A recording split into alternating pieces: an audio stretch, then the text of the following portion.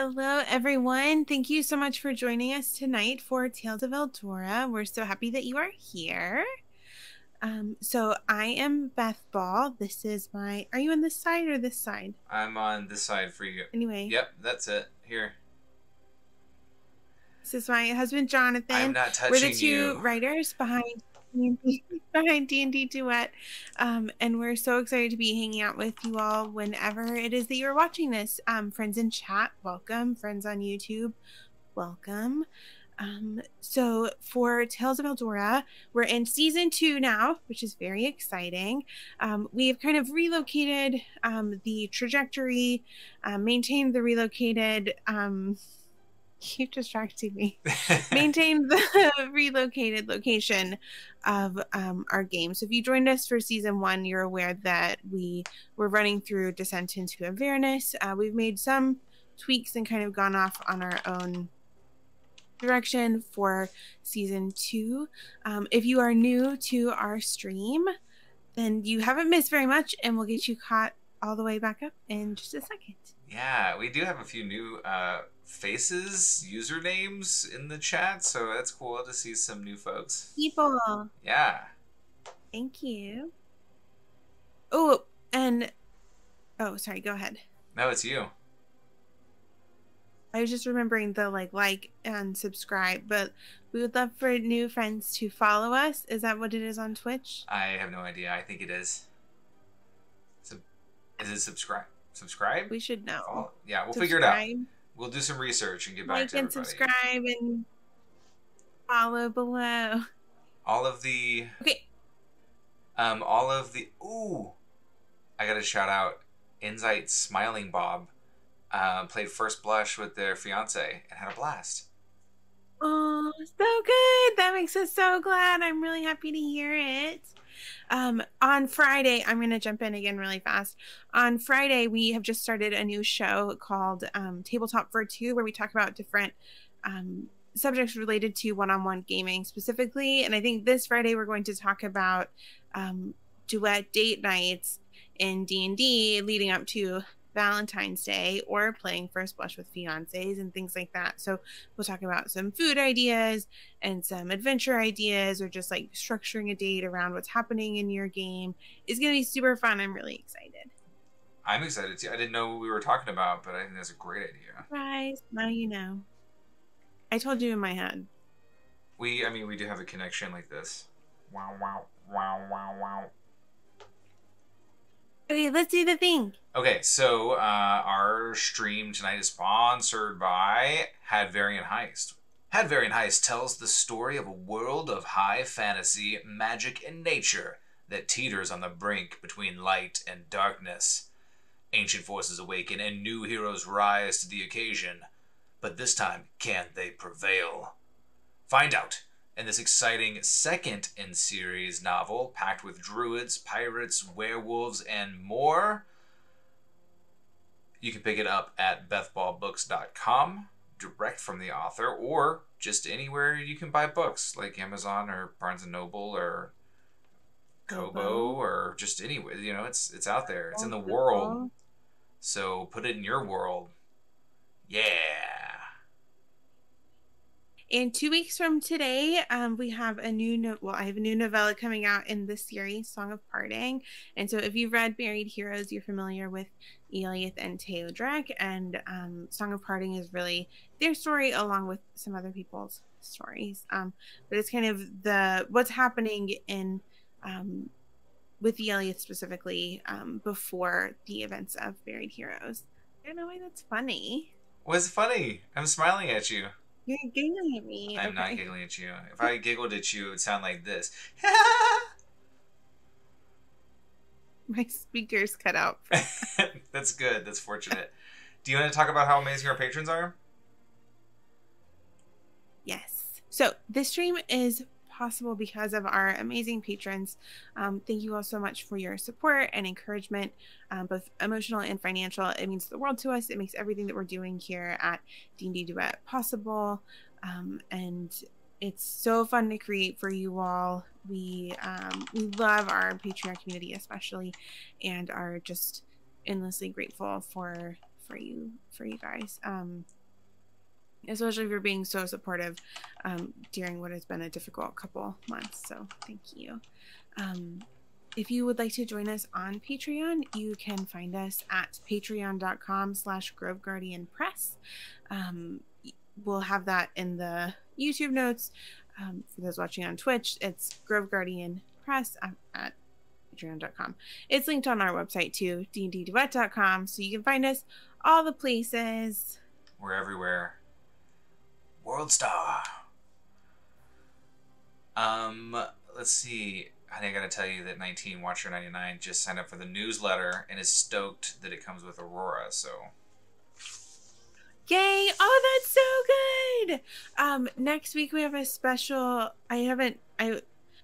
Next week there's like a special fiction preview coming too. On the fiction mailing list. So I'm so glad you signed up. Thank you. Honey, should we jump in? You want me to do the Gareth thing?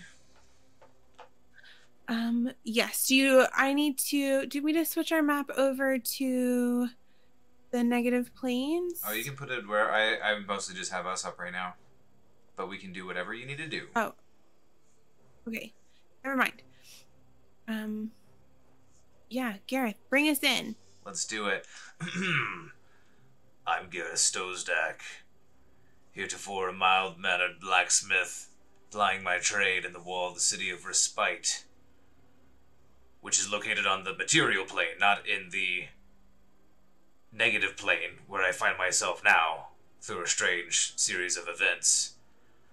Namely, my son, Patrick, serving in the Army of Light in the nearby holy city of Beacon, disappeared, along with said city, when the nefarious Azrael, an agent of darkness, created a situation which plummeted the city into the negative plane. With the help of my friends, Tessina, a witch from the Witchwood, that makes sense, and Evelyn Orell, an interesting, enigmatic character whose past intersects in mysterious ways with the negative plane. They've helped Evelyn Ryder and Tessina Jitfair. Yes, they've helped me find my way into the negative planes where we were able to reunite with my son, Patrick. A strong-headed lad, much like his dad. He refused to leave the negative planes while the city was still not where it should have been. His resolution, coupled with a vision from my patron deity, Vulcan, god of the Forge, set me on a path to redeem the city of Beacon, return it to its rightful place on the material plane, and to confront the scheming Azrael and basically tell her to stop being so bad. Anyway, we've recently acquired a mode of transportation to help us get around on the negative plane and have decided to set course to a city in which we might find some allies before we head to the north. When we left off, Gareth was... I was putting the final touches on and augmenting a mechanized eagle that... a mechanized phoenix that we acquired, that I acquired by making a somewhat troubling deal with a pit fiend. I think we were just wrapping that up and about to set off. Since we are going to see that kind of conclusion, at least for now, of your deal with Gargoth, can you let those who weren't able to join us last week know what exactly the terms of the deal you made with your pit fiend trapped in a shield were. Well, it's not something I'm very excited to talk about, but it's a point of shame a little bit. But I made the expeditious decision that in return for Gargoth securing us a way of getting around the negative planes, I would return unto him in the course of 3 months a free soul. As souls of the currency of the negative plane. It was kind of a bit of a win in Rome situation, and a bit of a belief that find a way to hold up my end of the bargain in a not despicable way. For if I fail, it is Ticina Genver's soul that he is lusting after.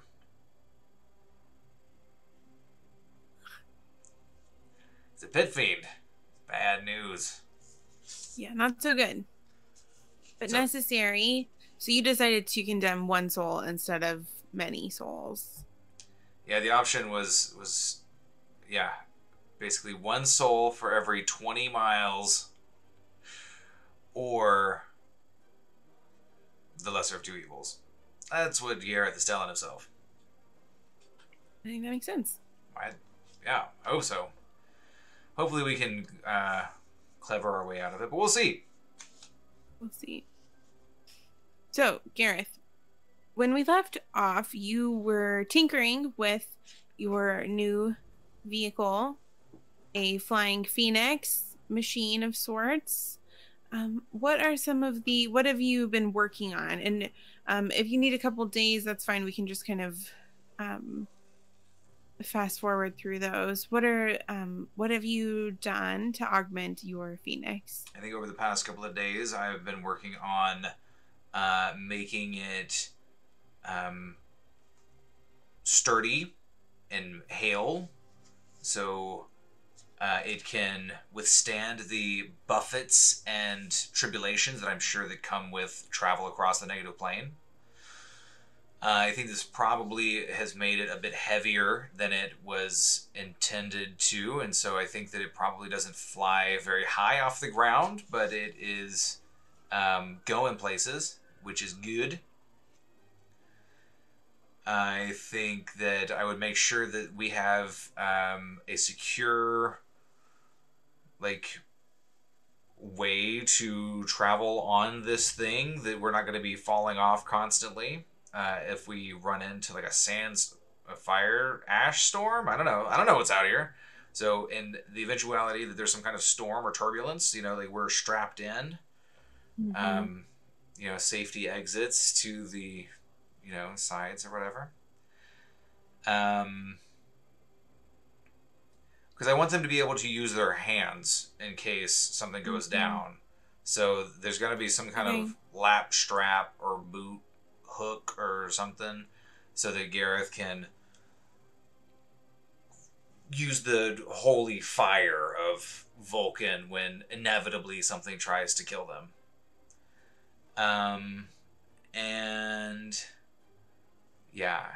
Zeke suggests airbags, which would be helpful when we inevitably crash into the ground.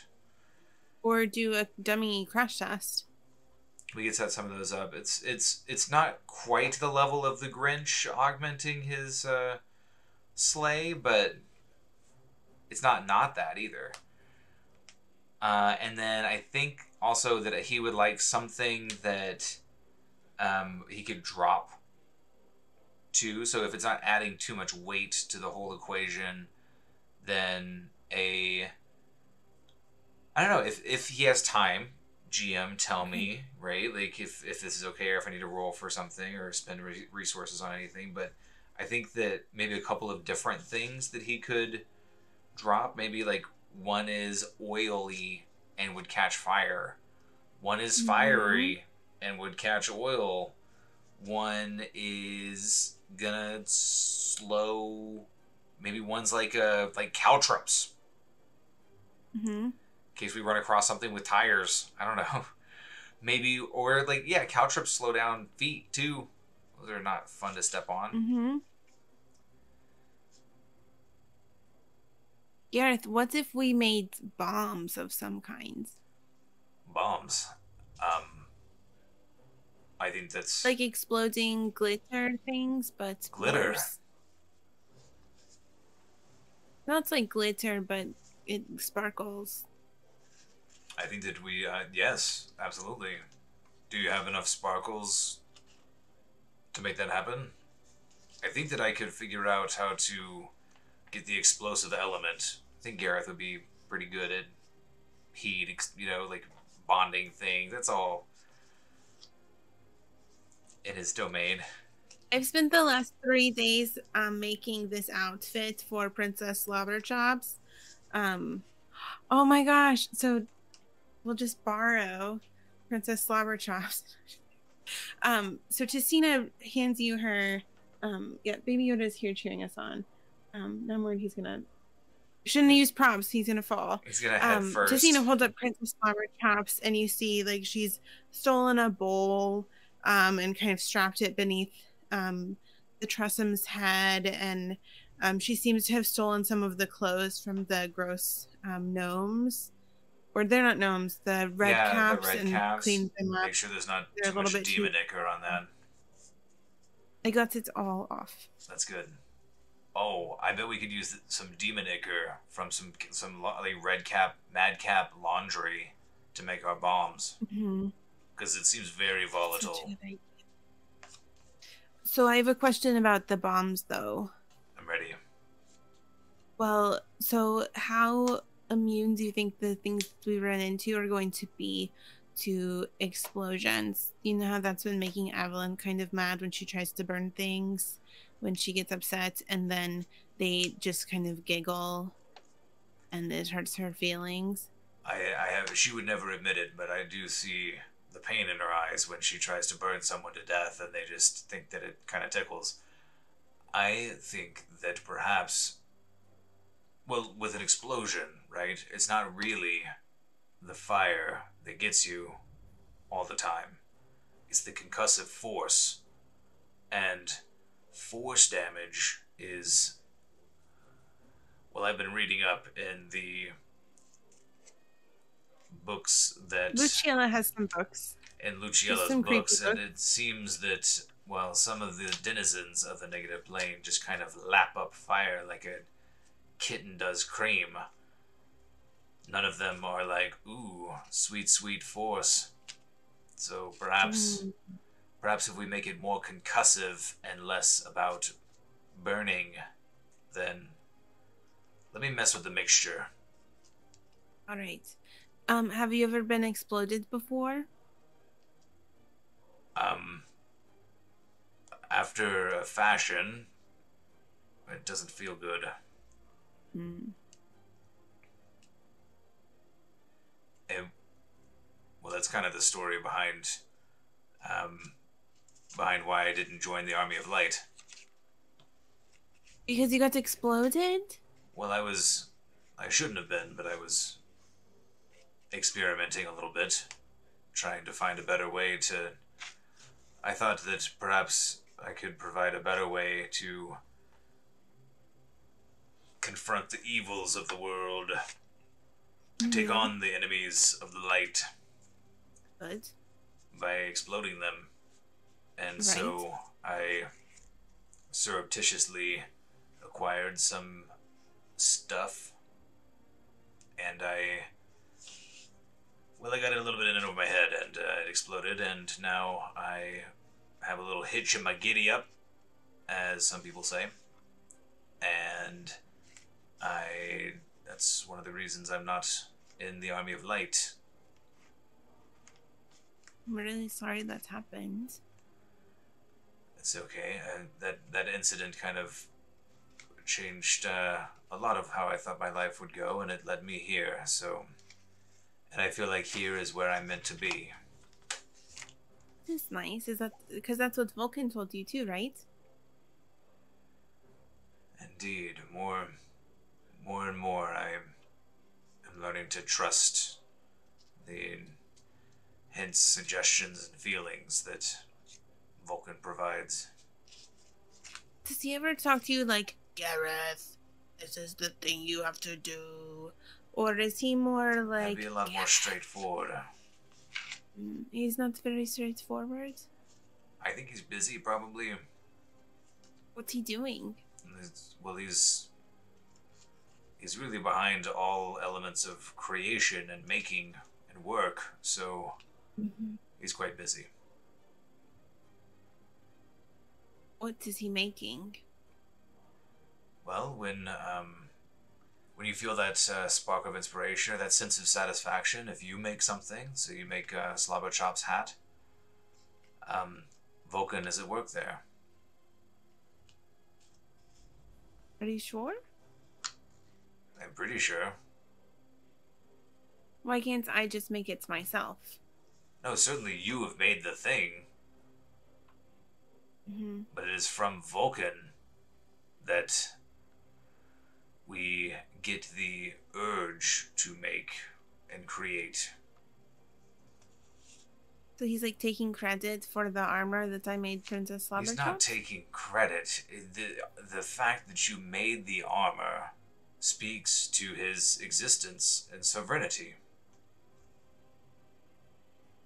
Because he is taking credit. I don't understand. Yes, Chukka, I will get that spanner for you. Chukka needs me. Yeah. Alright. I know he got so flustered, right? She's just talking to Princess Slobberchops. Let's go find you some shoes. Okay, Gareth, so you've been working on your phoenix. Is there anything else you want to do before you leave the Eternal Forest behind? I think that he would definitely spend some time talking to, like, I don't know, how around is Luciella? As around as you want her to be. Okay. And Chuck and Clock, are they happy and good at what they do? They've picked up some of your phrases. Hey, Junior, giddy up. Hey, Junior, giddy up. They just kind of borrow. By the flame of the forge. Mickey too is very helpful. As much as you want. I love Mickey. Is it Balthazar? Barnabas, the flame skull. Yeah. Is also, he's been doing some research for you into just some random things as you. The information he has, you've already used, so he's just been researching some random things for you. He's written up a few histories of the Nagata, the tragic history of the city that I'm forgetting the name of. Tilvain. No. Oh. The root of Aswald. The ruins of Aswald. I mean, he would be interested to hear about that stuff. So, like, if there's any way that you can orient us to what's going on in the negative planes, what can we expect in Tilvain, and what is this Oswald? In Tilvain, you can expect the height of power of the Nagata civilization.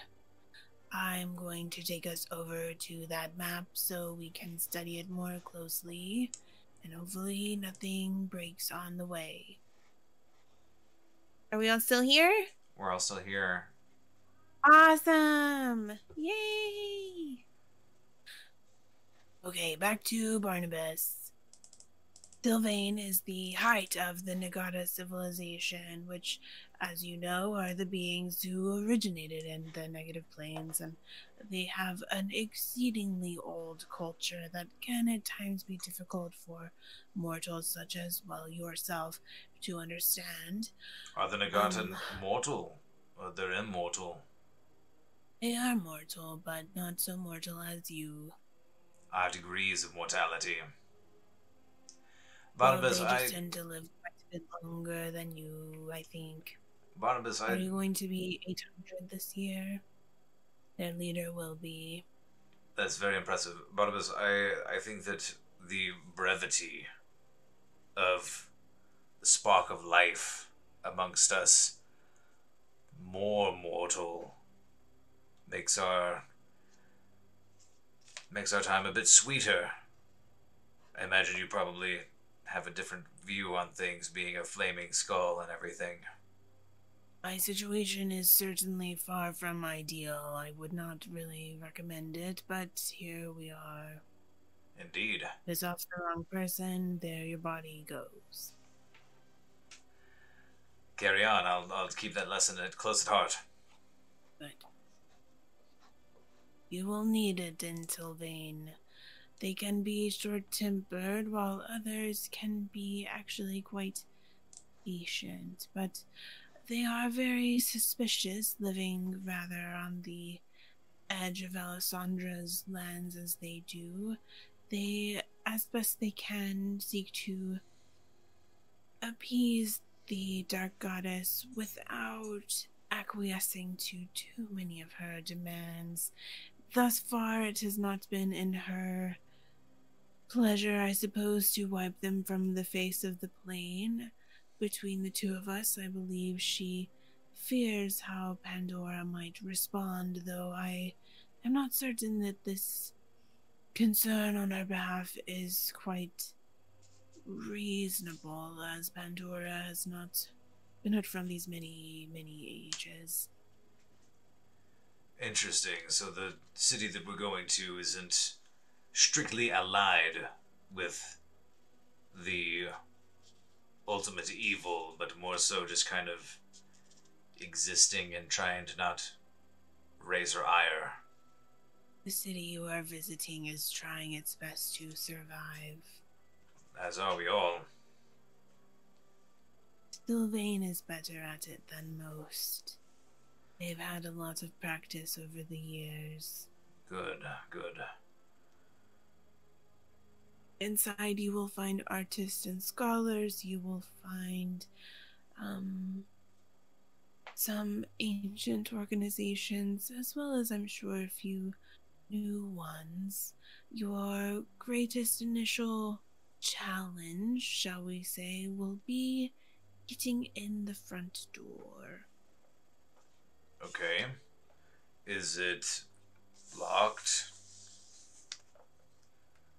Getting past the gates of Tilvain is no simple task. You must prove that you mean them no harm, nor that you will cause any harm to befall them in past, present, or future. Wow. Interesting. Would a promise suffice? No. Ask me something else. Do we need to bring them a gift? Sure.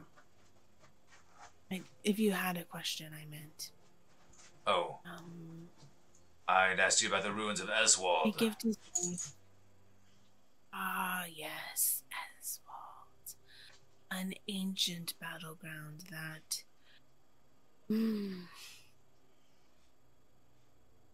I am of the opinion, though not all agree, that Eswald is a sort of gathering place for the foolish and foul, as well as those who still harbor some sort of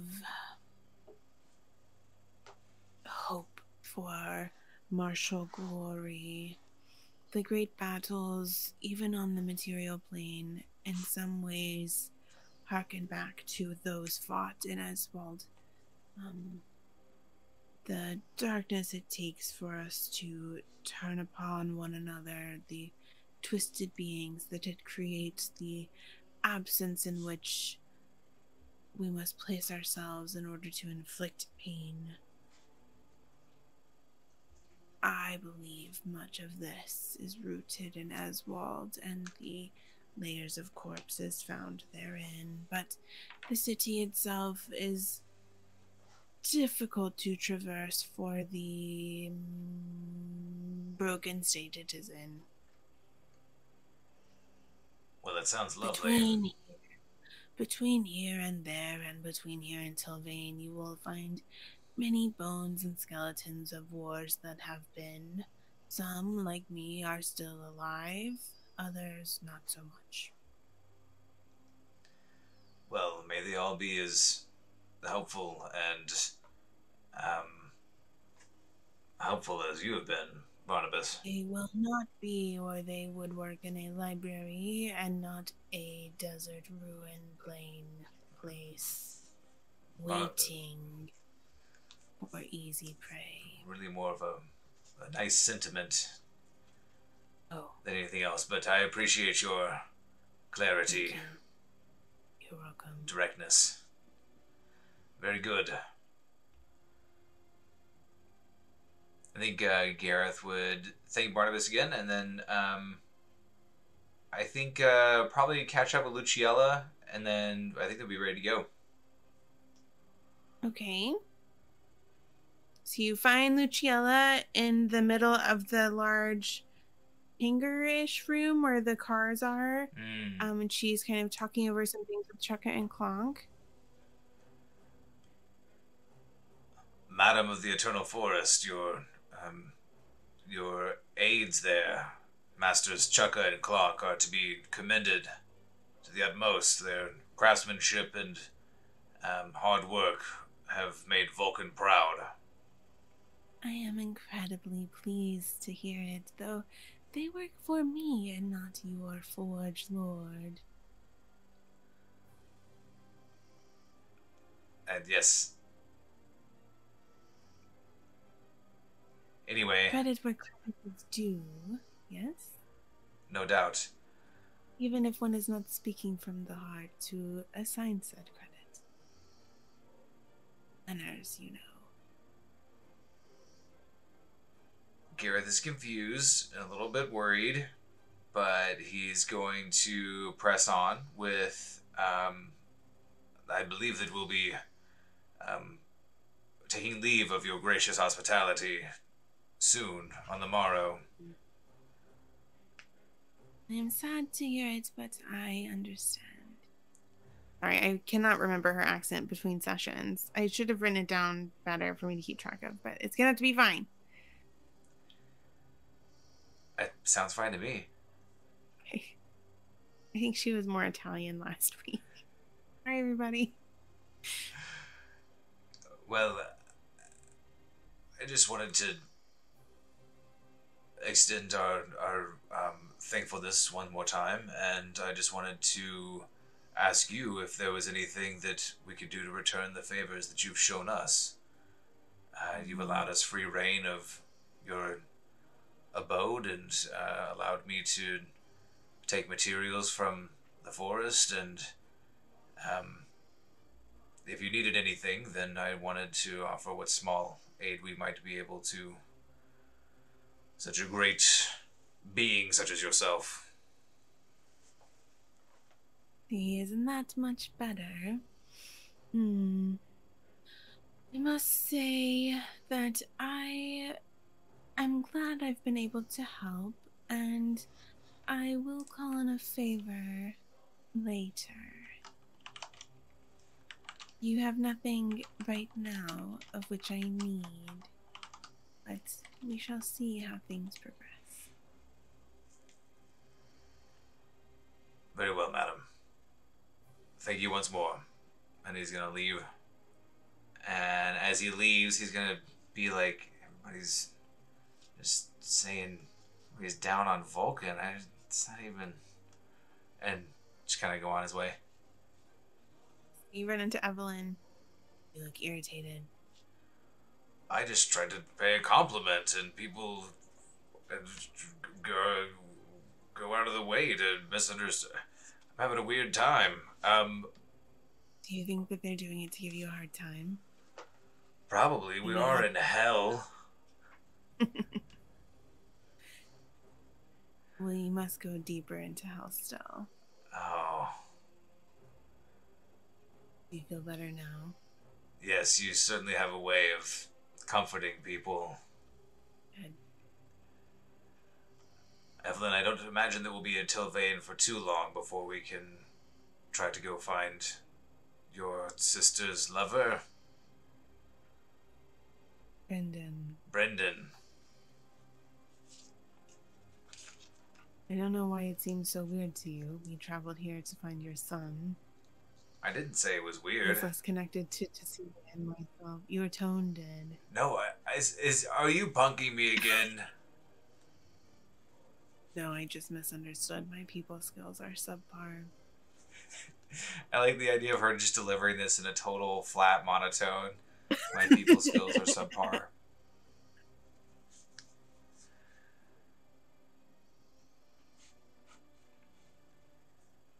Well, we'll leave on the morrow. To our trip to Tilby. Good. I'll ensure everyone is ready. Yes, I would sharpen your claws and blades and tend to your straps and whatnot, because I anticipate that it'll be an interesting journey.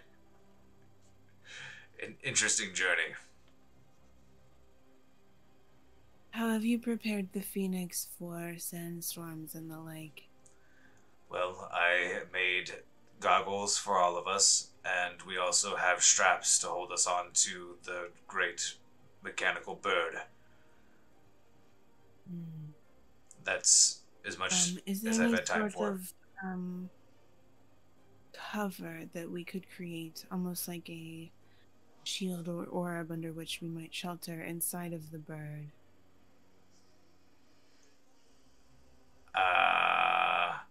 I didn't make one of those. I thought that we could probably wear the goggles and have our cloaks tucked around us, but we'll be a bit exposed on top of the bird. Interesting. Very well. Should I take another day to make like a big cage or something? No, I'm sure what we have will suffice, and we can. I'm not. We will find out as we go. There's no doubt. Your deity empowers you to make things almost from thin air. Does he not? Indeed, but not exactly. You know, it's not size that counts always. It's usually more. I can't make a big dome out of nothing. So we'll find out. We'll find out if it'll be an issue. Good.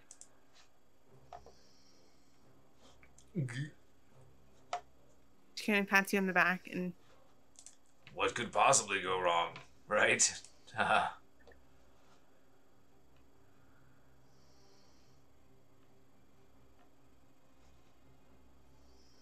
You look outside and see Tessina chasing Princess Flower Shops with a tiny cape and a hood. Yes. Trust him to point out flyer. Okay, is there anything else you want to do in the Eternal Forest? We've forgotten. I don't think so. I mean, like, we need to get Gargoth to the edge of the Eternal Forest before we leave. Mm-hmm.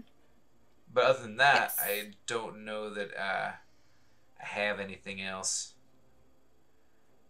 Okay. Mm-hmm. Sorry, I'm just checking my spells real fast to make sure I don't have a sudden Dome of Protection spell.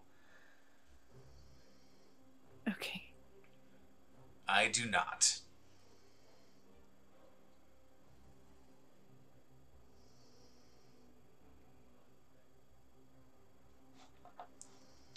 So making sure that I didn't leave off anything important too. I'll go grab Gargoth. Okay. Hello, Shield. Time for your end of the bargain. Or my end of the bargain. My first half of the bargain. Yes, you are. Yes, I much look forward to the latter.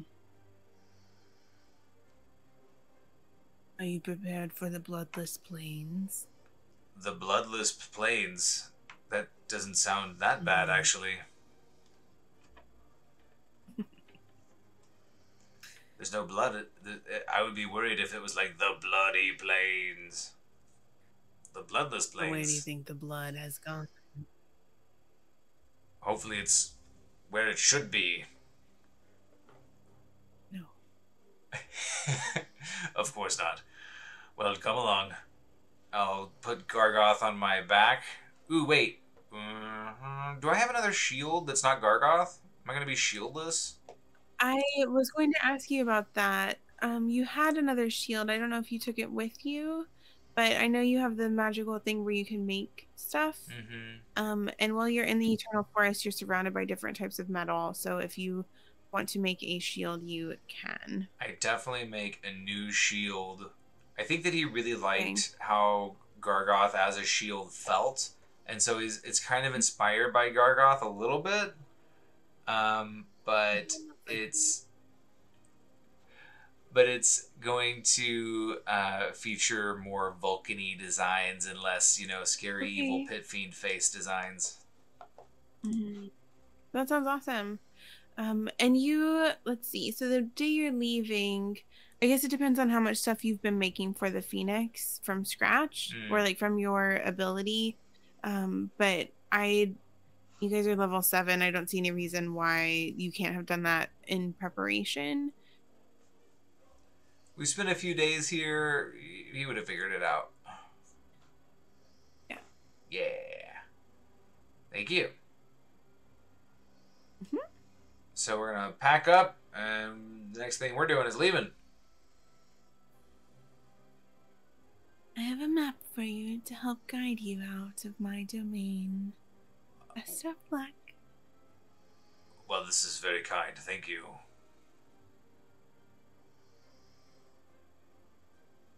Happy to help. So we take the map.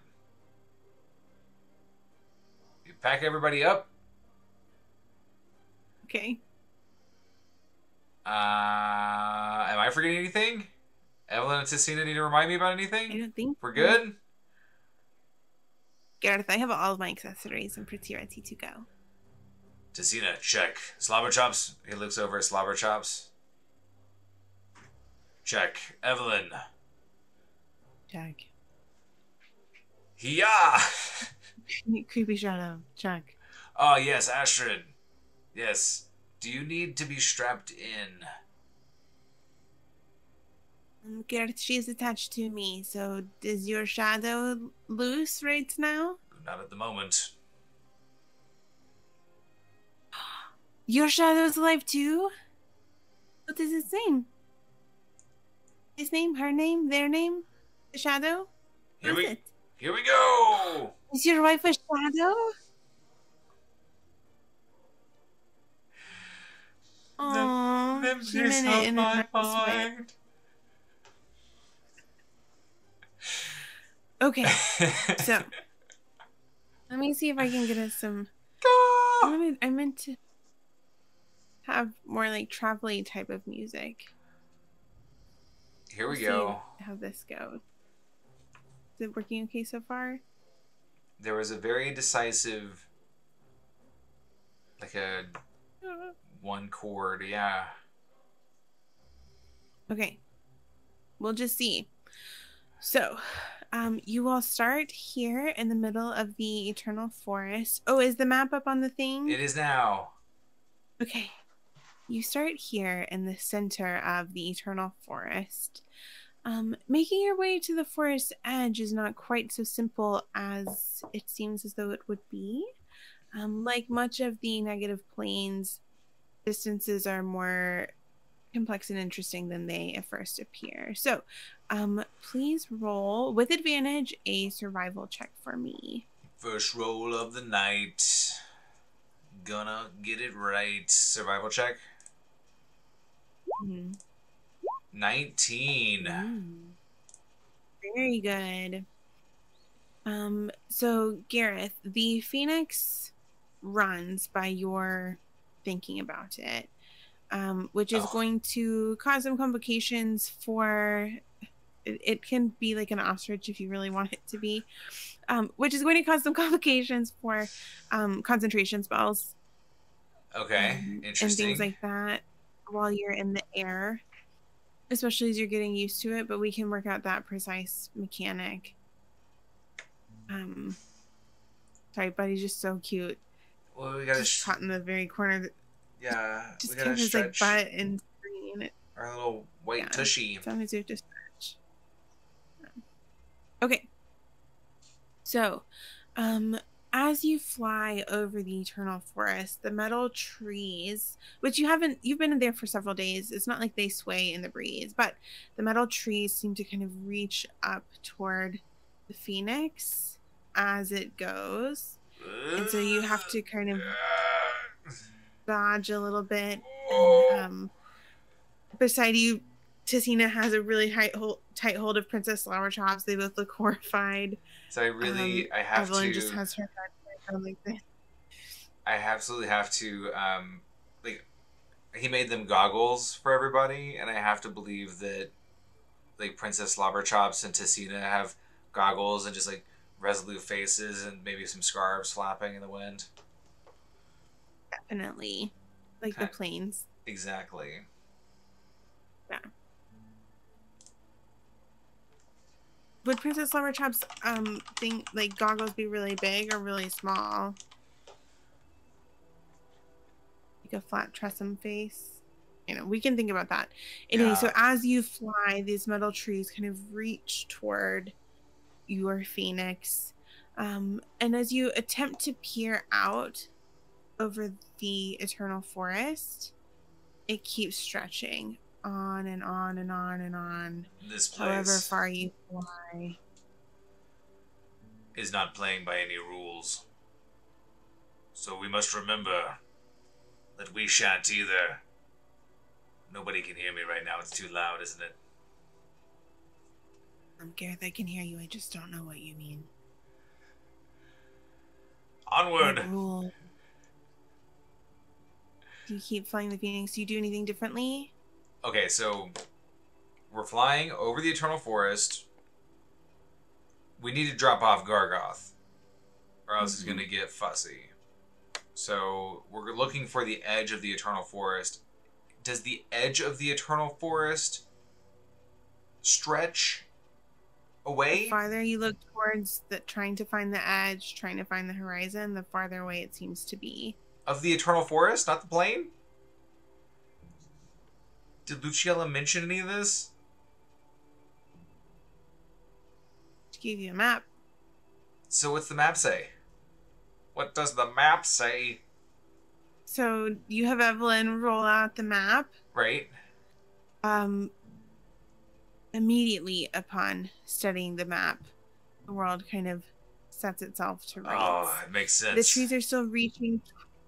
The trees are still reaching toward you, but they don't quite like scratch along the side. So you have fewer fingernails on chalkboard and creepy like sounds as you are traveling. So that is a relief of its own kind. In the distance, similar to your ride or your trek to the Eternal Forest, you do see familiar landscapes such as from your childhood. For a moment, you think that the city of Beacon has drifted closer as you see some of the sites that you grew up with. The great cathedral standing full and tall in its glory with the second sun. As you turn away out of the corner of your eye, the sun turns black and it disappears. So you fly it takes most of the day for you all to get to the edge of the Eternal Forest. Yikes, okay. As you fly, roll a perception check. Perception check coming your way in 3, 2. I rolled a mighty 4. Does anybody else have better luck? The party's help. Would you like to roll with the party's help? That's fine to roll with advantage. Hey! How about a nat 20 to follow that up? With your nat 20, and you guys with the map outfurled, and Evelyn has directed you toward weird tree landmarks along the way. So you're supposed to find the obsidian ash with a purple heart core, these sorts of things that don't quite make sense until you're right upon it and then have to change direction. You get lost once or twice, but your survival check was really high, so you guys do fine so long as you have the map out. And you assume that Luciella has enchanted the map to some extent. We really would have been in trouble. Getting here wasn't quite this scary, but I guess she brought us here, didn't she? She did. It's nice that she wanted us to leave, I guess. I'm not sure. So as you go and you're looking east toward Sylvain, with your perception check, you see a growing cloud coming. You can't quite tell if it's coming from Beacon or maybe if it's coming from Urix or Aswald. It's to the northwest of the Eternal Forest. A cloud of dust kind of headed your way. Beginning to sweep towards the Eternal Forest? Yes. So like you guys are headed out here-ish, I would assume. Maybe here. You see the cloud up here. I'm exaggerating a little bit just for the scale of the map, but you're not sure where it's from, but you do see a cloud of dust that seems to be moving toward the Eternal Forest. Okay, I think Gareth's plan is going to be on the ground by the time that the dust hits us, so that we're not like in the air in the middle of the dust storm, and he's hoping to make that be about the time that we're going to get rid of Gargoth at the edge of the forest. Okay. So we'll like set down to get rid of him, hopefully before the sandstorm overwhelms us, but if we have to choose, we'll put down before the sandstorm overwhelms us. And if I can clarify, the sandstorm is too small as you get nearer. It's too small to be an actual sandstorm. You think that it's a group of something moving along the ground nearer. Oh, we got incoming. Gareth, do we have to intercept them at all? I thought they were coming towards us. So my prime directive right now is to set down so that we can get rid of Gargoth and then continue to Tilvain. Okay. So you make it to the edge of the forest. The cloud is getting ever nearer. And the light is falling. You drop Gargoth at the edge. Alright, Gargoth, it's been real. And I'll whip him like a frisbee, like Captain America shield throw style. Towards the Eternal Forest. He wanted to be at the edge. Bring him back into the Eternal Forest? I didn't imagine it'd be like that far back in, but you know. Roll an attack. Yes. Or an athletics check. I want to see how impressive your flinging of this Pit Fiend shield. Pit Fiend! I clicked the button. Oh, there it is. Oh, nat 20, 25 total. That's 2 nat 20s in a row. Oh, good. Gargoth crashes against an iron tree upside down. Bye. And you just hear a growl in the back of your mind. So do I see what's been causing these dust clouds? You said it was something on the ground. Have I seen it before we sat down, or are they too far away still? It's too far away still. However, you do hear a bone-chilling howl. All right, folks, time to go. Strap in. You hear a click beside you. Yeah! And so I think, let's go, Birdie. And so we're going to leave the Eternal Forest in the direction of Tilvain. And if it looks like I'm keeping an eye on whatever's coming this way. Okay. So you keep an eye on it. The howling gets worse. Roll a nature check. Nature check coming your way. Here it is. Nature check of 6 for me. Okay. Another nat 20. I don't know if you want one from Tessina, but if you do, it was a nat 20. That's great. Yeah, that's great. Sorry, let me make sure I have the right page.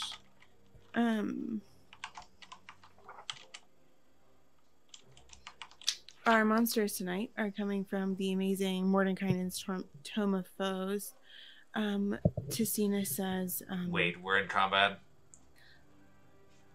I'm just we kidding. definitely need to keep going, even if, I don't know. But they travel in packs, and that's not good. What is it? It's howlers. That explains Dark, the howling. creepy beings of the negative planes. Yeah, they freeze you in place, and then they eat you. No they don't. They gotta catch us first. They can. Yeah! One time in the Witchwood, some got through one of the portals because somebody accidentally left one open, and they froze like this whole city, and it was really bad. That's They terrible. didn't have to freeze them for very long, but they move in groups, you know, and they're really scary. Ooh, oops, sorry, microphone. I think Are they cool? Yeah, the coolest part about the howler to me is like are the eye sockets vacant and bleeding? I think they're glowing dark red. Oh. What is happening with its scary jowls? I'm not sure. Oh. Oh. Oh. Oh. I'm gonna get mad. He did like look over. Hey. Okay, so we're gonna try to put ourselves in as advantageous a position. Are they gaining on us? They are gaining on you. Ruh-roh. Slightly. And it's not clear, so do you guys travel at night? We're not going to. I mean, yeah, we're not gonna stop and wait for them to catch us. So we're gonna go on to. What does night look like in the negative planes? I will tell you momentarily. Let me resolve the situation with the howlers. Perfect. So you guys travel a couple hours into the night, and Evelyn is like doing her best to kind of sense what's happening around you all, and she says, I think they turned back at the edge of the plain, so maybe they were just picking up our old friend. Oh, that's. I mean, it makes sense that he'd hang out with them. Well, or did they work for him? Are they sentient? Like, they're like, I'm going to work for him? I guess it's wrong of me to assume if it's got 4 legs and a beastly figure that they're not, like, intelligent. Princess Sourtop's kind of. I mean, with Blinks the at you. obvious exceptions. Okay. I don't think the cat is that smart. Yeah! I don't think we're Tessina gonna travel explains all to you night. that Like, she if thinks that we get tired, then we'll stop. But I just wouldn't do. I didn't want to, like, we're gonna make camp with howlers, like, bearing down on us. Right. So you guys get a couple hours into the evening, and the howlers do seem to have stopped going in the direction that in the exact direction that you were going. So you guys can stop and make camp. Nighttime on the negative planes is That's a good question. Um, like stretching ashy nothingness, maybe. It's extremely cold, especially just out in the middle of the fields. And even though you're just a couple hours away from the eternal forest, it seems to be really, really far away from you. And it's been hard with such vast spaces stretching out.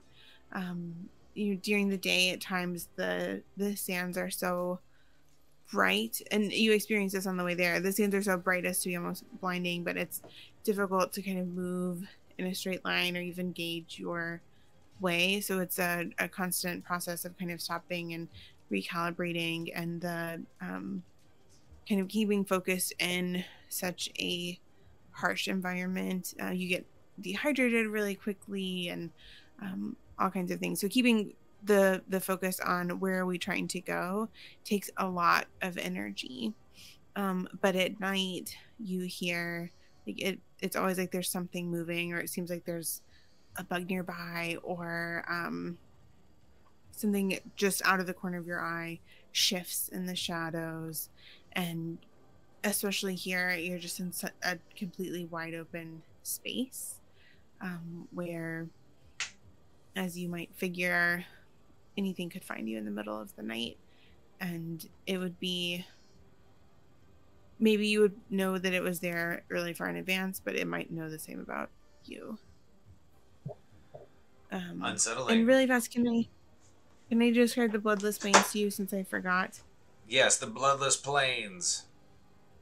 So getting outside of the um, metal arbors of the eternal forest, um, you find in the bloodless plains bleached skeletons of varying shapes and sizes dot the arid landscape as far as your eyes can see. A lucky few, as you set out, seem to have died next to someone who protected them or fought at their side, but the vast majority have been picked off alone. Dun dun dun. Um, um,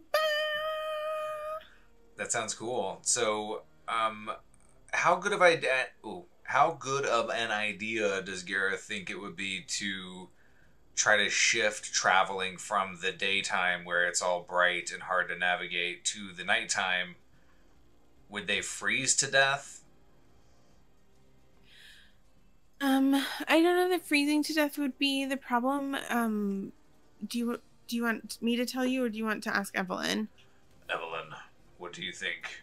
Should we press on, or should we make camp? I am exhausted.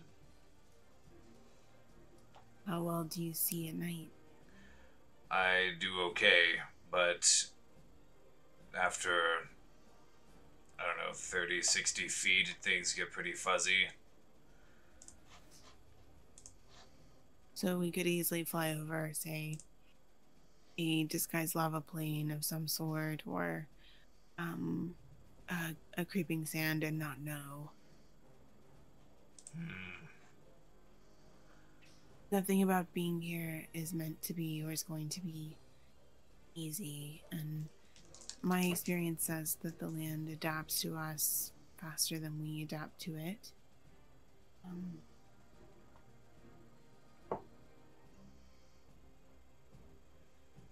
Right. Traveling during the day, however hard it might be, is safer.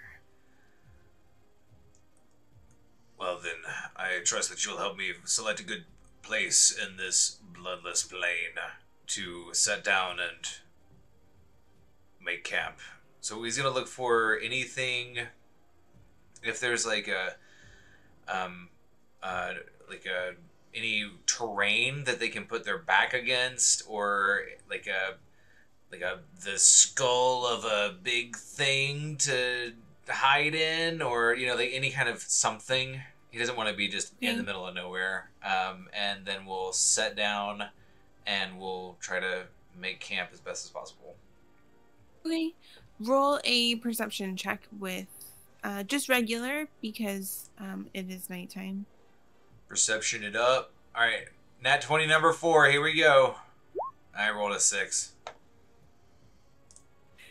Um, you find a medium-sized rocky outcropping that you all can kind of huddle between the phoenix and it. And so long as you're laying flat, you are covered directly to the side. Well, The this one is... mammoth skull you tried to hide in has existing residents already. Ugh. This medium-sized rock is going to be the best thing that we can find, so let's make the most out of it. We'll certainly set up watch as well.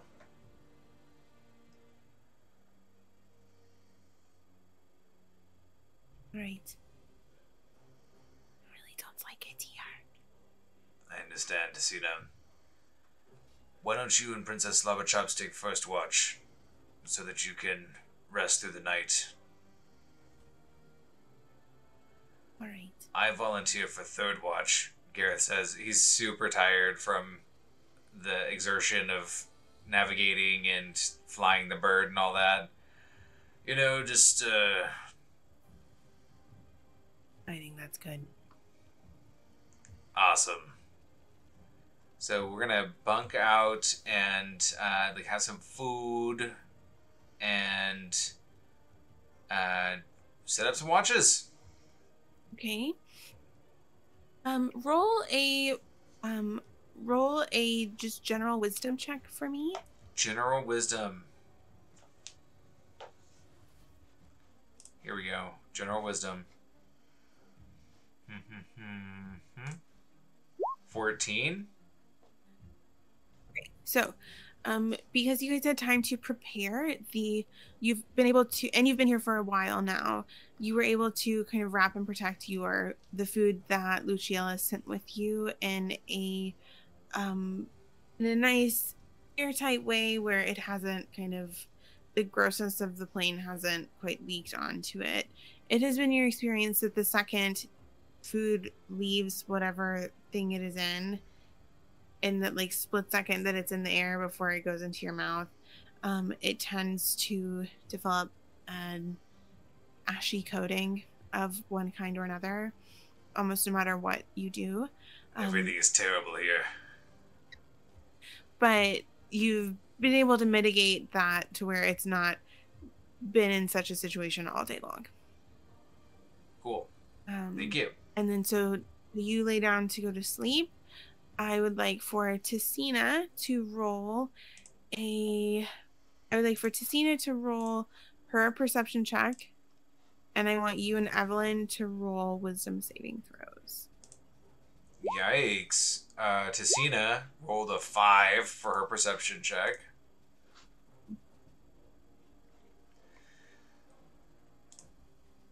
Gareth rolled a 20 for his wisdom saving throw. Good. Okay.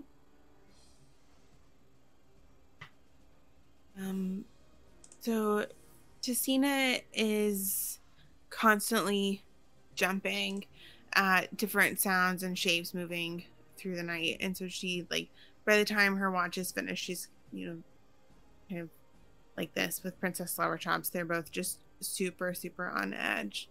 And Tessina wakes up Evelyn for her watch. Evelyn rolled a 22 for her perception check. Does Tessina need to roll a wisdom saving throw? Oh, yes, thank you. Evelyn does better during the night. Tessina needs to roll her wisdom saving throw with disadvantage. 16. Cool. So all of you, because of the exhaustion of the day and having spent the day in the relative safety of the Eternal Forest, are able to sleep through the night without horrific nightmares that rid you of the benefits of a long rest. So Gareth, in the early hours of the morning, with light peeking over the horizon, a firm hand gently shakes you awake. Evelyn. Yes, thank you. I feel much better. Good. So I'm going to take my watch. About an hour, and then we... Gareth is impressed by that. Roll your perception check, Here please, we Gareth. go. 16. Okay, good. I need just 1 second. Take your time. I think while Gareth is taking his watch, he's going to do some stretches, and he's going to check his gear and check the bird. Does the bird... I don't know if you don't want me to ask you questions, but does the bird... Is the bird animate when we're not driving it? Like, is it a car? Is it like a car? Or is it more like a mount that happens to be mechanical and driven by my brain? Like, does it move or stretch or scratch itself while it's sleeping? It's more like a car. Okay. Although we'll see if that changes and develops as your bond with it grows. Out of game, my hope is that it can kind of turn into a construct of sorts, to where you like it can do things kind of on its own that you tell it to do, on top of the way that you're piloting it now. But that's going to take further bonding between the two of you, as well as getting more accustomed to that particular mode of transport. And so as Gareth customizes it more, perhaps some of the things that he will see in Sylvain might help him with personalizing that to a greater degree. But because Gareth has seen clockwork beings and those kinds of things before. There are flying balloon type things, and Eldura, you've seen the vehicles that traverse this plane. This one is unique, and you think that there's something to it being shaped like a metal bird, but the exact cause of why that is and how it came to be, you're not sure of. Although, as you were kind of looking into it and getting accustomed to it, you noticed where its head is. It seemed to be kind of hollowed out, like with broken connectors and some rough scraping where one's brain might be. I think Gareth finds he's a nerd about anything mechanical anyway, and so I think that he's so fascinated about this thing, so he's gonna spend some time kind of exploring it and like getting dust and sand out of the like gears and whatnot, and kind of polishing some stuff, and yeah, kind of fussing with it. Cool. And that's he spends a lot of his watch tinkering. Okay, that's awesome. And so Gareth, as you get to know the bird better, parts of it are incredibly intricate, like the level of craftsmanship of the individual hairs of the feathers of the phoenix. And you've been on a phoenix before, and so parts of it are very familiar for you. So some aspects it's incredibly highly crafted, and then it seems as though parts of it have either been broken or replaced by someone who didn't know what they were doing in quite the same way. So one wing, for example, is in much better shape than another. One leg is intricately crafted with the kind of individual hairs, again, etched out of the metal, while the other is like a round iron tube. Both feet seem to be in good shape, but things like that where it's there's something to it. It has a history on this plane, but what exactly that is, you only have the varying workmanship that can tell you. Reveal to me your secrets. No. Okay. Ooh, wait. You don't have to wait. I'm just gonna see what I need to have for legend lore. This would be a cool thing to use legend lore for.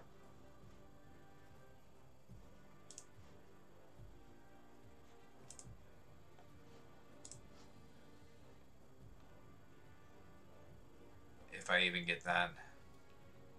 It seems like it would be a cleric of the forge thing. Maybe it's 5th level.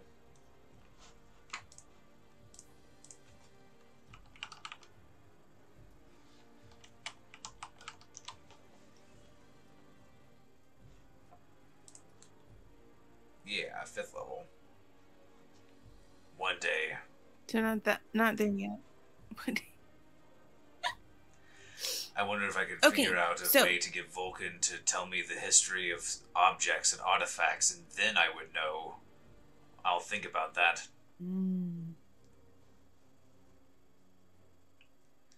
AT almost seems to have come to you in a dream, but you have a sense in your heart that one day those secrets will be yours. Oh, our little tail wagging is cute. Okay, so you pass the night peacefully. For the most part, Tessina still seems a little I think jagged might be a good word to describe it, where she's just kind of on edge throughout the rest of the day, and the monotony of the environment, having to constantly check where it is that you are headed. Evelyn is really careful. Actually, let me see how she's doing helping you. Evelyn stops you all a couple different times to help get things reoriented. At one point in the middle of the day, she becomes incredibly frustrated, thinking that you all are lost. But the shifting and, again, the kind of at times just almost nothingness of the negative planes makes navigating incredibly difficult. You can't really use a compass. Some of it you're just having to kind of go with your best guess. And so one of the suggestions from Luciella was to go all the way up to the mirror and then kind of travel around it, whereas there can be problems with that too, with just heading straight for the water, some of them being the things that live in the water. But you know that is something to consider if things start to go poorly. But as evening strikes on the second day, you see kind of in the distance a cloaked figure standing very erect in the center of the desert, their cloak kind of billowing behind them in the breeze. Evelyn, what do you make of that? That can't be good. I'm not really sure. Looks like a warrior of some sort.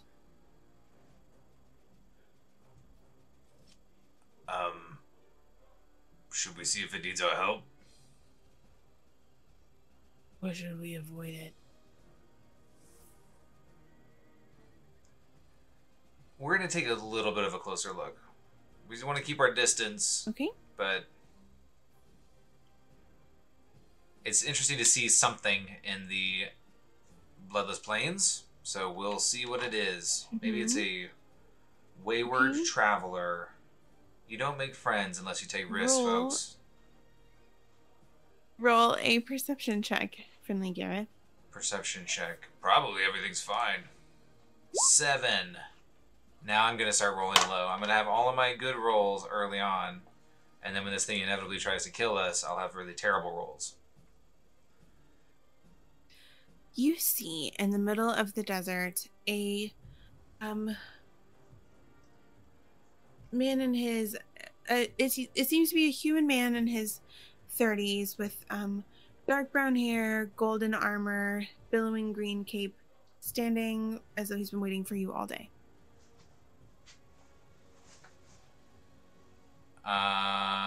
Okay, interesting. I'll get a little closer, and he raises his hand as you approach. I'll get within shouting distance. Hail! Hello there. Be ye friend or foe? Be ye friend or foe? My foes are many upon this plane. How about yours? Almost everything that we've met so far has tried to kill us. So, Ah, that makes us friends. we'll get closer. Okay. Are I'm you still Garrett on the Stosdak. Phoenix? Yeah. Is it hovering? Are you flying in circles? Is he just standing there in the plane? Yeah, he's kind of waiting for you to. I mean, he's kind of waving for you all to stop. Okay, so we'll stop and we'll land and we'll stay on the Phoenix, but walk a little bit closer. You're walking the Phoenix over. Yeah. Awesome. Okay. As you walk the Phoenix over, you see kind of leaned into the sand where he seems to have a it's not quite a motorcycle and it's not quite a horse. But he seems to have a small one-person vehicle just kind of propped on its side. And it's made of a similar gold as his armor, which explains how it blended into the environment as you approached. I thought about trying to get one of those, but then I found out they run on souls.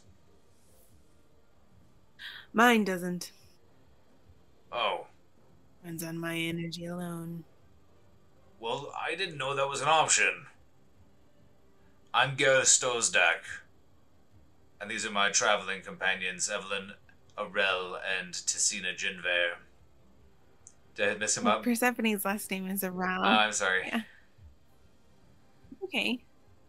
Evelyn. As you start to say Evelyn's last name, you get a really sharp elbow in your side. Ow. Just Evelyn.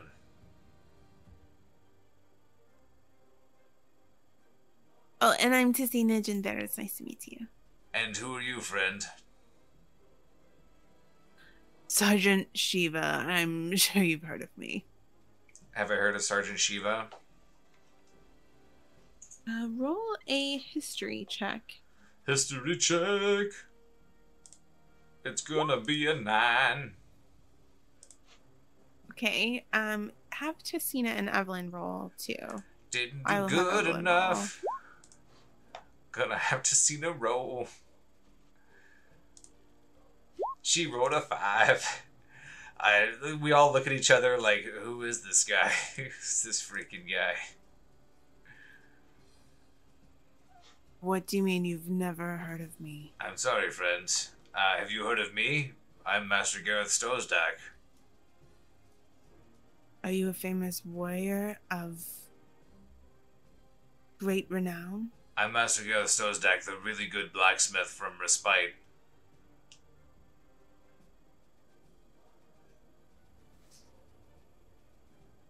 You're saying you've never heard of the deeds of Sergeant Shiva, hero of Azrael's war?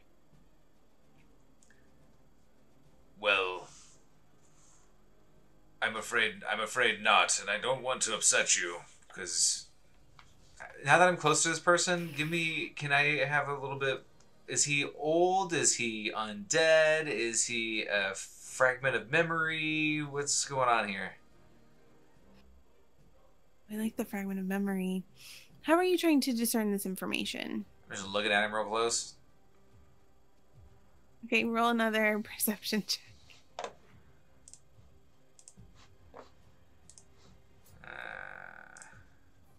20.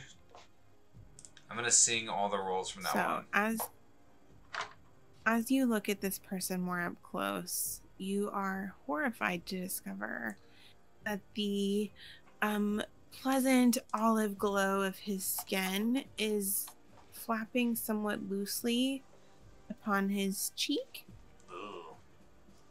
It's sagged kind of beneath his eye, and you see a sallow purple glow there.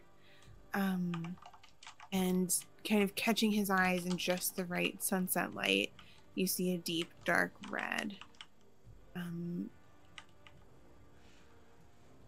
Actually, let me roll one more thing for him. I'm sorry. As he kind of studies you and Tessina, but especially as he stares more closely at Evelyn, you notice her kind of tensing up, and you see as more of his kind of facade starts to fade away, and it's almost like watching someone decay before your eyes. Yeah.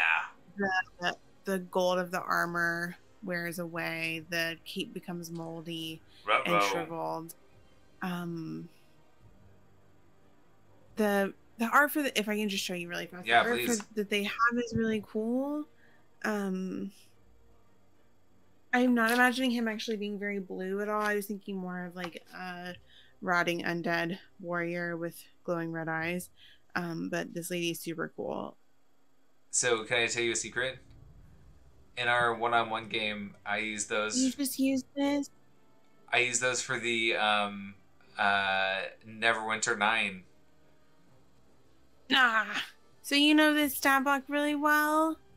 I I know I barely should have look used at the Tome of stat Beast. blocks. I mean, they're really more suggestions. I mess with it a lot, so don't let that stop you. It was supposed to be a fun thing. Okay.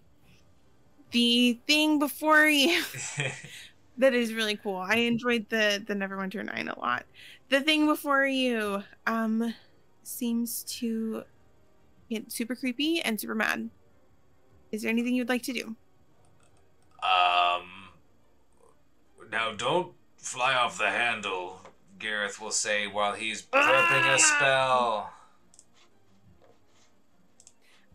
As you prep a spell, he kind of unsheathes the sword and yells traitor at the top of his lungs at Evelyn and rushes forward with sword held high. No. Can everybody roll initiative, please, for me? Yeah. Dun, dun, dun, dun, And let dun, me set dun, up dun. the thing.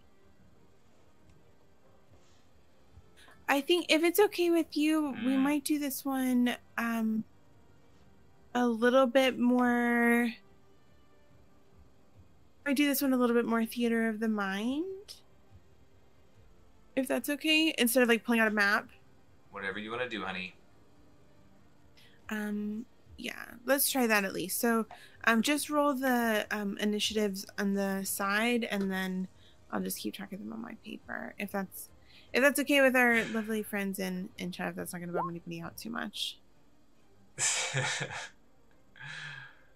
Oh, I don't know if that matters at all or not. it does. Zeke made Streamlabs bad again. Oh I no! thought I took the teeth. I think I took the teeth off of Streamlabs because it's asking me for more permissions. But one of these days, I'm actually gonna remember to turn it just off. Calm down, Streamlabs. Wait, so Zeke wants us to have a map. I just No, I didn't say that. It's oh. now. Z says it's now my goal to get soft banned every episode. It's really funny. So okay, initiative style. Let's see what we got.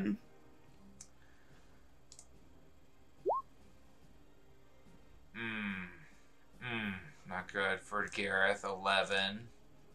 Okay. 18 for Tessina. Awesome. So it's gonna go Tessina, Evelyn, Gareth, Sergeant Shiva. Cool. So Tessina, you're up first. What would you like to do? Tessina is going to say, "Hold on, Buckaroo," and she's going to, as he looks like he's going to get all sketchy, she's going to dive backwards. She's getting space between him and it, 30 feet, while she shoots Eldritch Blasts at it and moves kind of like backing away to the side. Okay. I'm going to say that she's about 50 feet away from him then. Okay. Like he's 20 feet away from you all. Cool, because she's got hella range. So would you like to roll your attacks? Yes. So 9 to hit is probably not going to hit, and a 21 for 8 points of force damage. 21 does hit. Awesome. That good old Gosh, this force really loves damage. things.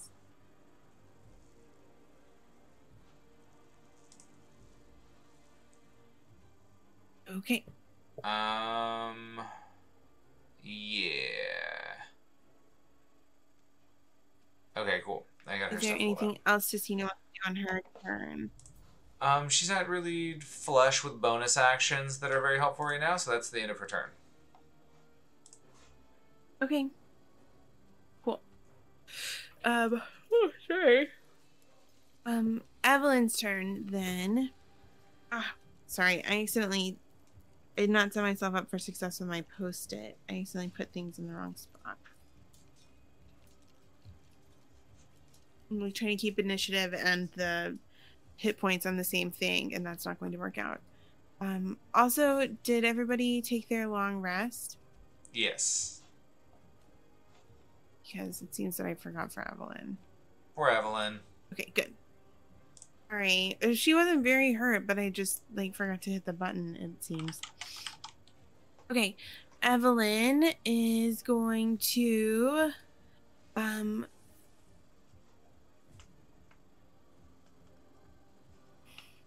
sorry, we had something. I don't understand what these things that are archived means in D&D Beyond. I haven't seen that before. Is it from like the I don't know. I was Unearthed going Arcana to isn't summon faith. Maybe on there anymore or something since it became. Oh, maybe it became paid content because they released Tasha's. I'm not sure. I can't use it. What happens when you push it? You're not able to use it? Best. It took up a ton of space. Yeah, it's the longest spell It's ever been. Yeah, it I seems don't like you know. can still Okay. use it. I just wanted to use my fox, but I haven't been able to find him. I don't know where Fern is.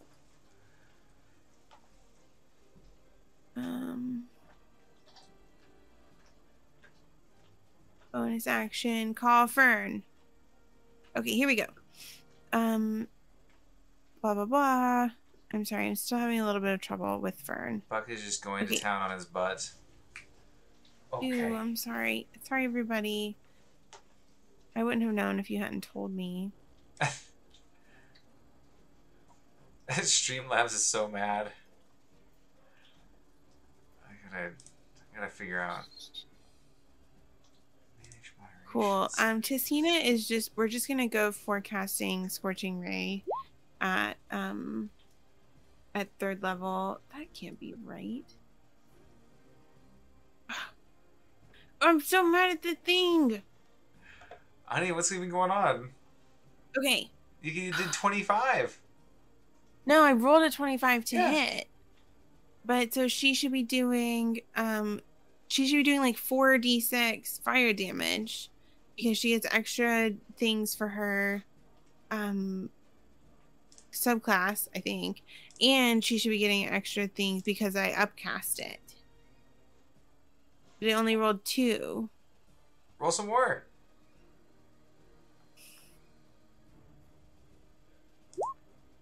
That one misses. Okay, only 1 hits. Of course. But we do... Oh my gosh, Google is talking to me. I don't know what's going on.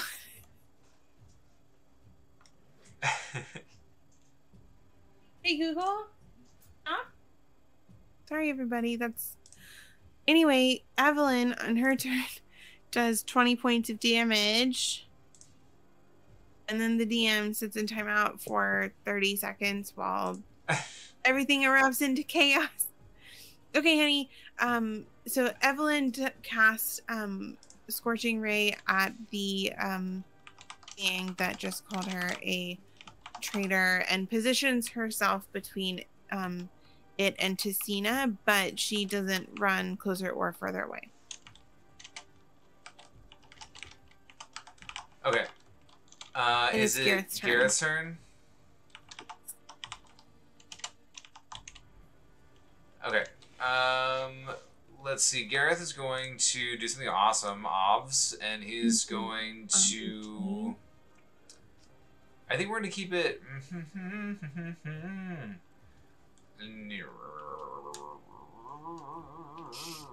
We're going to rush up. Step 1. Close with him. We're going to... as we rush up, we're going to say... we're going to make a sign and say... it is time for you to... Wait, that's not his voice. I'm Gareth Storsty. It is time for you to find your rest, friend. And he's going to cast Banishment. Ooh. Is Banishment a like turn undead spell? It is not. So you're just trying to send him to another plane of existence? Yes, so he has to succeed on a charisma saving throw. Okay. If he's native to this plane, then he gets banished to a harmless demi-plane where he's incapacitated.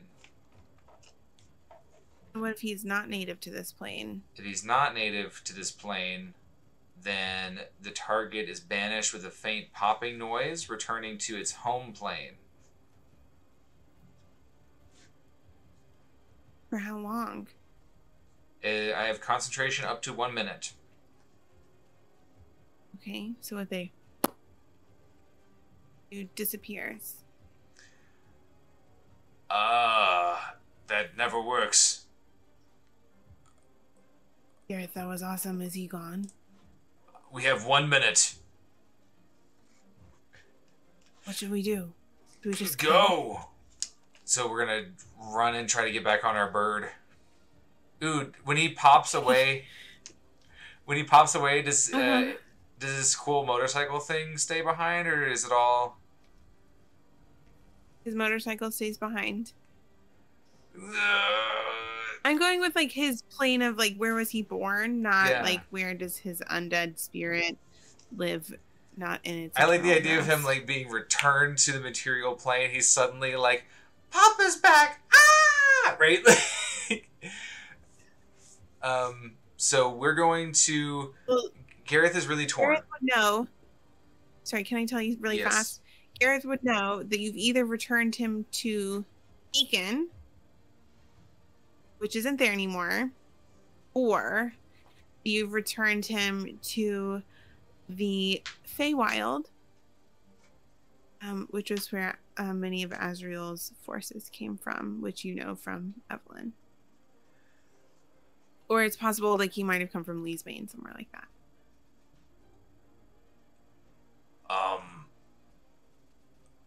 Sorry, so the motorcycle is still there. I'll get the bird ready. What do you want to do, Gareth? Somebody rifle through his stuff. So he's going to suggest that. What?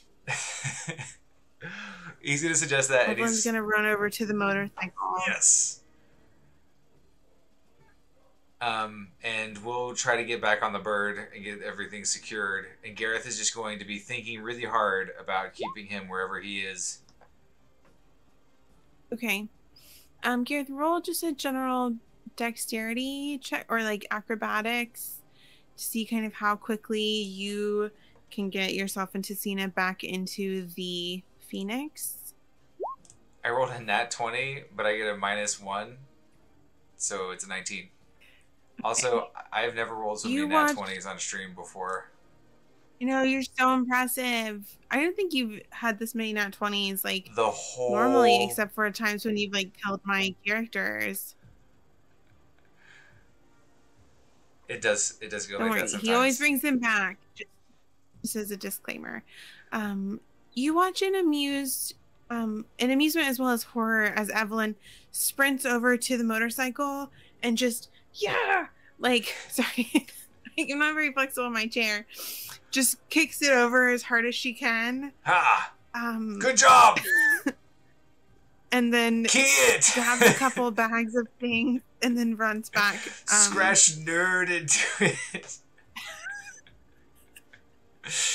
Starts running back toward the Phoenix. And we'll kind of move the Phoenix to meet her. You know, like, Squawk, squawk, squawk, squawk. Okay. What a ridiculous turn of events. Evelyn swings herself up into the Phoenix. We're gonna take off. As you all run to catch her. And you take off. Okay. So the Phoenix moves, what, 40 feet in a turn? Gareth, with you applying all of your concentration to keep this guy on the other plane, he can't, like, you can't get it to move 80 feet in a round. It can just move 40. Okay, so we'll get as much of a head start as we can. And then we'll, like, when 360 feet. When we feel it start to go, then he'll just let it go. And he'll turn his concentration onto the bird. Okay. So you get 360 feet away, 9 times 40, right? Yep. And you hear again, and you see a damp, angry, undead warrior, capeless, standing, looking around, who then locks eyes on you. But at this point, you're going like 80 feet per round. Oh, yeah. Okay. You leave him behind. Awesome. So, at least for now. Yeah. Nothing like making powerful enemies. Gareth is definitely going... He knows he shouldn't. But he's going to flip him the bird a little bit on the way out. Okay. I think that's fine. I don't know that he can see it. That's okay. We just feel very triumphant with our banishment. Yeah. That was so funny and ridiculous. Gareth's save, like, it's one of... He's a cleric, and it's a charisma thing. It's the spell saving throw is so low for him right now. Like, I haven't been, like, speccing into that necessarily for him. Dude rolled a 5. Yeah, which is so clutch. Oh, man. I was wrong. I'm reading this now. Oh, no. If the spell ends before 1 minute has passed, the target reappears in the space it left or in the nearest unoccupied space if that space is occupied. Otherwise, the target doesn't return. Wow, so they're just gone if they're not from that plane. Wait, at which point the target reappears in the space it left or in the... So if you can keep it gone for a minute, it stays there? It stays there. That's crazy. Wow, so we would have taken our time a little bit more. Well, actually, I don't think Gareth actually knows about that yet. So I think that he would, like, feel the spell kind of, like, fade and, like, be looking and waiting for him to come back. And Gareth would be like, I think he's just gone. I don't... What do you mean he's just... No, I'm not holding the spell anymore, and he didn't reappear. Can he hide? He didn't seem the type to be very into stealth, did he? What with the shining armor and the beckoning us in the middle of the... Should we go back and get that bike? I don't think I broke it all the way. Do we need it? I don't think we need it, but...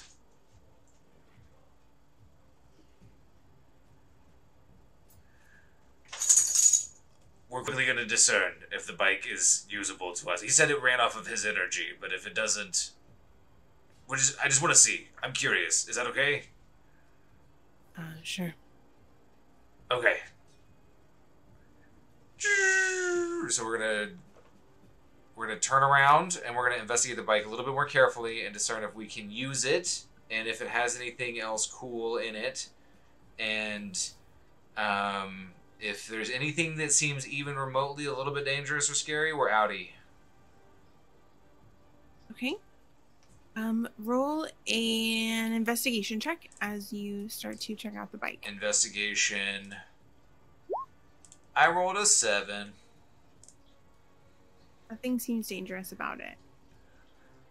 Oh, good. This thing is totally safe. Does Gareth think that he can drive it?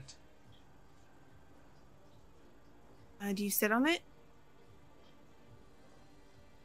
How are you?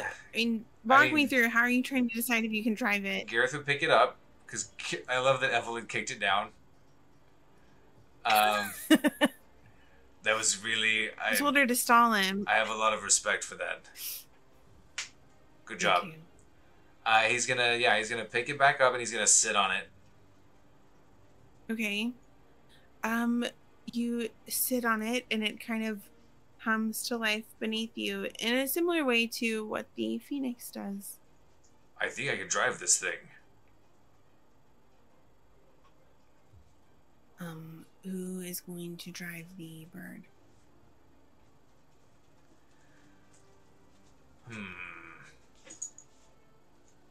Evelyn, do you want to drive the bike? Yeah, I'll drive it. We'll trade. Okay. I don't know, there's something weird about it. What do you mean? I can drive it if you think it's safe. It just seems kind of...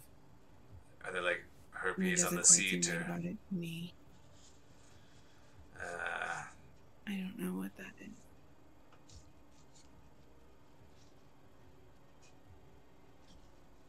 If you don't feel good about it, then I trust. We should park it kind of far away from our camp. I trust your instinct. It's all right. I'll follow you.